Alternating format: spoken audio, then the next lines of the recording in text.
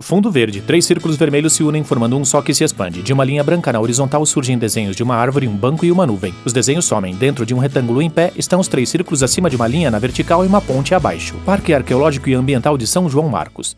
Praça Fagundes Varela, município de Rio Claro, Rio de Janeiro, em 9/8/2012. Chega-se perto de um homem robusto. O senhor sabe quem foi o Fagundes Varela? Senhor? Fagundes Varela? Eu sei. O senhor só sabe quem foi Fagundes Varela? Não. Uma senhora caminha. A senhora sabe quem foi Fagundes Varela? Você sabe quem foi o Fagundes Varela?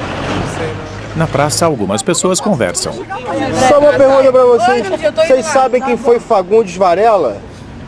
Poeta da cidade. Vocês sabem quem foi Fagundes Varela? Há 2 jovens sentados num banco. Você sabe quem foi Fagundes Varela? Não. A senhora sabe quem foi o Fagundes Varela? Uma senhora olha para frente e sorri. O poeta. Há uma criança sentada ao lado dela. Sabe mais alguma coisa sobre ele? Ai, eu assisti. Ai, eu não lembro muito bem, não. Eu sei que ele foi poeta. Acho que, se eu não me engano, ele nasceu, não sei se foi em Niterói.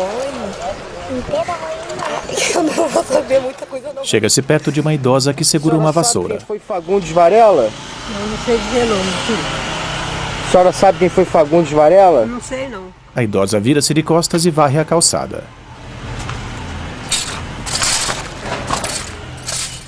Tela preta. Céu azul claro com meia lua surgindo. Abaixo há uma igreja branca e azul com 2 torres.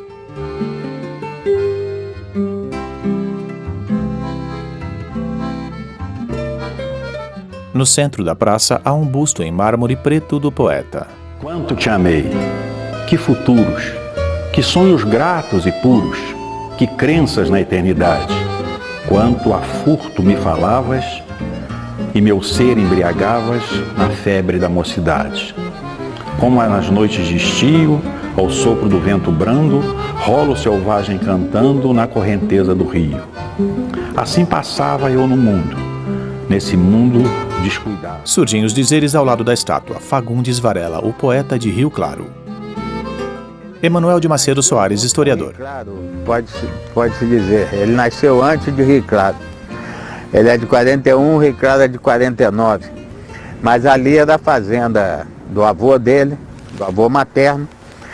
Tanto o avô como o cunhado, que era o barão do Rio Claro, como o pai do Varela, que era Emiliano, foram os fundadores de Rio Claro.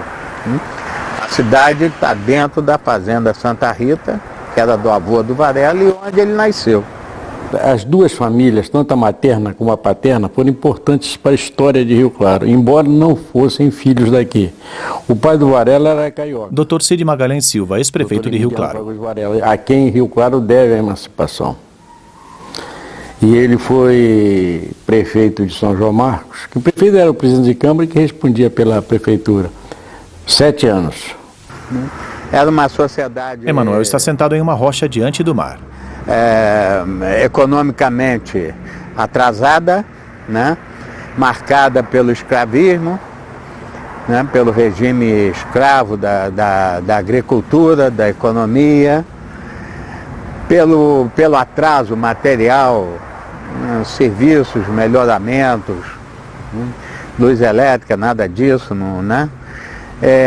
E ao mesmo tempo uma sociedade que se vestia igual a Europa e falava francês e tocava piano. Quer dizer, já por si é uma coisa meio contraditória. Foto amarelada de um homem com o rosto apoiado no queixo. Nesse mundo descuidado, que etérea dita produz. Ele foi criado entre São João Marcos e Rio Claro.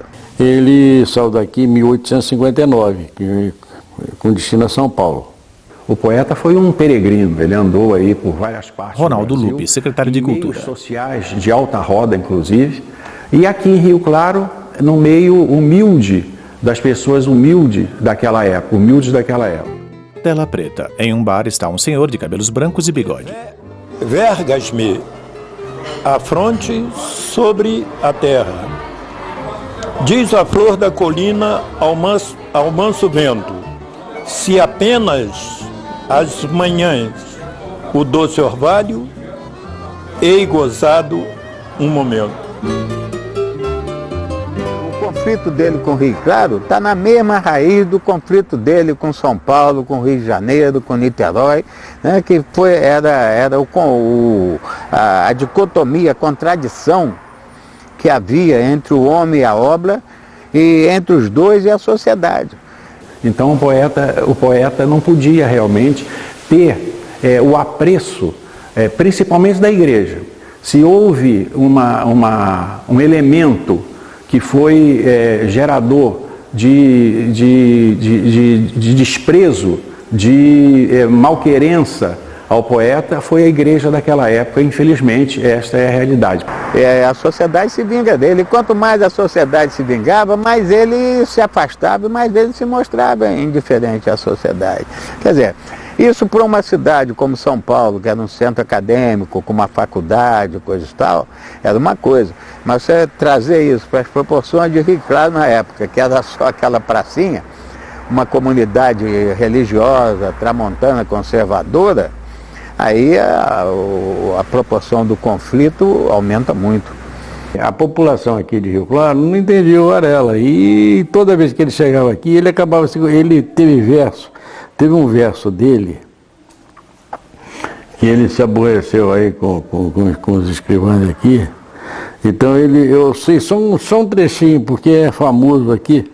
Ele diz: Rio Claro, terra dos escrivães, onde os filhos têm pais, mas só conhecem as mães. Esse é um dos versos que ele botou aqui. Em um bar, um rapaz lê um livro. Uma mulher o observa. Tímida ainda nas folhagens verdes, abro a corola, a quietação das noites. Ergo-me bela, me rebaixes triste, com teus feros açoites.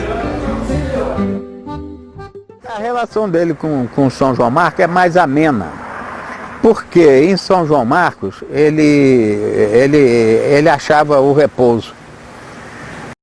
São João Marcos é do repouso. Ali estava a família, estava a fazenda dos amigos, primos, essa coisa toda. E ele encontrava ali um porto de sossego, onde ele pairava, né? Uma paisagem mais cativante para ele percorrer. E isso... E as ligações mesmo de origem dele com São João Marcos, onde o pai foi vereador, foi juiz, né? Mas ele não quer dizer que ele não amava, ele amava Rio Claro. Quando ele se despede do Rio de Janeiro, indo para Recife, o poema dele é um hino de amor a Rio Claro. Em uma loja, uma jovem lê o livro. Deixa-me crescer, lançar perfumes, vicejar das estrelas a magia, que minha vida pálida se encerra no espaço de um só dia. Ele era um homem religioso, profundamente religioso. Isso era uma influência mesmo de raiz, de formação, né? Ele, de certo modo, ele se apegava, né, muito à religião, como ocorre até hoje na sociedade. As pessoas que se apegam à religião como um caminho, um sossego, uma paz, uma recompensa, um consolo. Ele sempre foi muito religioso. Esse lado místico é muito presente, não só nele, como na maioria dos poetas da fase romântica. Mas nele é mais profundo, porque ele tem um momento em que ele se culpa muito, né, pela morte do filho, e quanto mais ele se culpa, mais ele procura apoio na religião. Tela preta. É noite. Em uma praça, um homem lê o livro. Mas o vento agitava sem piedade a fronte virgem da cheirosa flor, que pouco a pouco se tingia triste de mórbido pavor. Não vês, ó brisa, lacerada, murcha, tão cedo ainda vou pendendo ao chão, em breve tempo esfolharei já morta, sem chegar ao verão? Tela preta. E o Varela foi que escreveu o primeiro verso abolicionista no Brasil. Ronaldo Lupe, secretário de Cultura. Nessa época e nesse momento, nesse setor, ele teve o gigantismo, né, de Castro Alves. Tem uma lenda aí que o Castro Alves que influenciou o Varela, não foi o contrário. Dr. Cid Magalhães Silva, ex-prefeito de Rio Claro. O Castro Alves é de 1847, o Varela é de 1841. 6 anos na idade que eles estavam, na adolescência, fez muita diferença. Quem ensinou o Castro Alves a falar na Praça do Povo foi o Varela. Castro Alves praticamente monopolizou esse tema no Brasil durante um período. Mas ele, de certo modo, ele previu e antecipou. Emanuel de Macedo Soares, historiador. Quando ele faz poemas, por exemplo, defendendo a abolição, quando ele faz poemas exaltando a Revolução de Juárez no México, quando ele faz poemas exaltando a figura de Napoleão, né, ele estava caminhando para uma tendência absolutamente socialista, influência do médico italiano Dr. Bartholdi, com quem ele conviveu em São Paulo e a quem ele consulta várias vezes sobre as doenças cardíacas dele. Tela preta. Acima de uma grande montanha, nuvens movem-se da direita para a esquerda.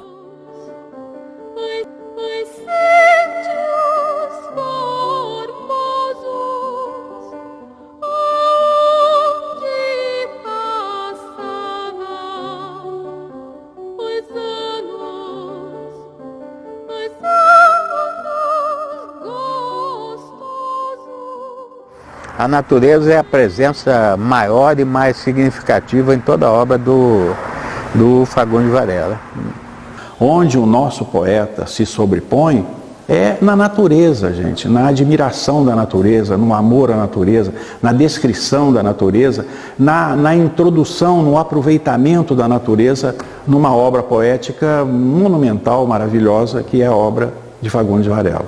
Por isso que a obra dele tem muito hoje é muito explorada pelo lado da ecologia, né?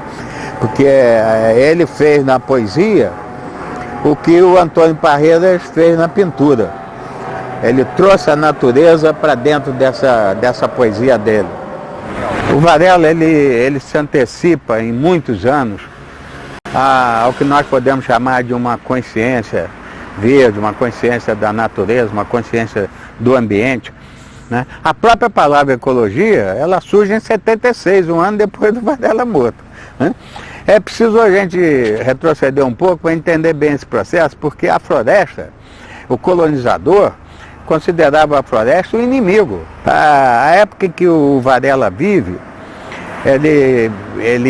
o chamado da natureza é uma coisa própria da escola romântica, mas não com essa profundidade que ele coloca na obra dele. Você não lê 2 páginas de Varela sem você tropeçar num rio, numa monte, numa névoa, num aspecto da natureza. Isso depois, quando vai para a pintura com Antônio Parreiras, explode no fim do século, ele já tinha partido. E Rio Claro, por incrível que pareça, parece uma herança atávica.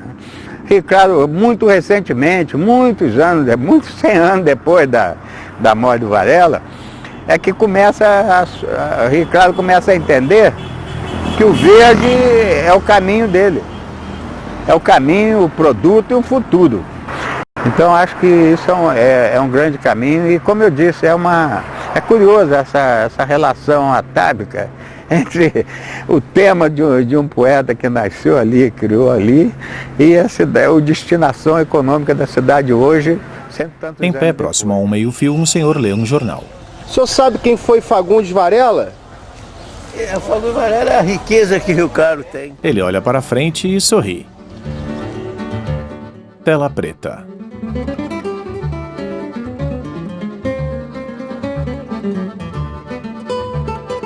Mimosa estava em Seguem os créditos. Direção Zeca Barros, Adelino Matias e Luiz Azevedo. Parque Arqueológico e Ambiental de São João Marcos. Um tipo de balada ou de legenda. Saudosa sim, cercada do prestígio dessa beleza vaga, indefinível, cuja expressão completa em vão procura o pobre pensador sobre o visível, que faz lembrar o que existiu, é certo, porém, onde e quando? Que tortura a memória impotente e, em vez de um fato, mostra ao poeta o abismo da loucura. Indeciso clarão de uma outra vida, fugitivo ondular, dobra a ligeira,